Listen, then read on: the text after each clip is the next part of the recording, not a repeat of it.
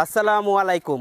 বাবরি বাবরি মসজিদ প্রাঙ্গণে এসেছি। বাংলাদেশ থেকে আমাকে একজন ভাই কমেন্ট করেছিল যে আমরা বাংলাদেশ থেকে বাবরি মসজিদকে কিছু দান করতে চাই।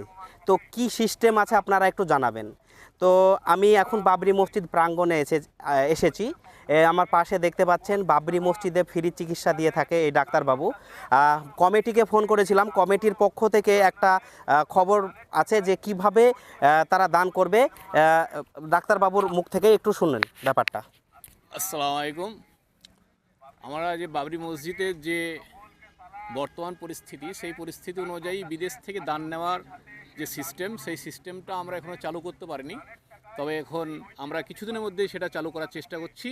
তবে ইনশাল্লাহ চালু হয়ে গেলে এনাদের মাধ্যমে আপনারা মেসেজ পেয়ে যাবেন, তখন নির্দিষ্টভাবে আপনার দান করতে সুবিধা হবে। হ্যাঁ, আপনারা যারা বলেছিলেন যে কিভাবে আমরা দান করব বাংলাদেশ থেকে, তো সিস্টেমটা এখনও চালু হয়নি। চালু হলে অবশ্যই আপনাদেরকে ভিডিওর মাধ্যমে আমি জানিয়ে দেব।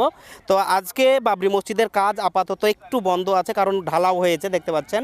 এই ঢালাও জমবে, ঢালাও শক্ত হওয়ার পর থেকে আবার শুরু হবে বাবরি মসজিদের কাজ।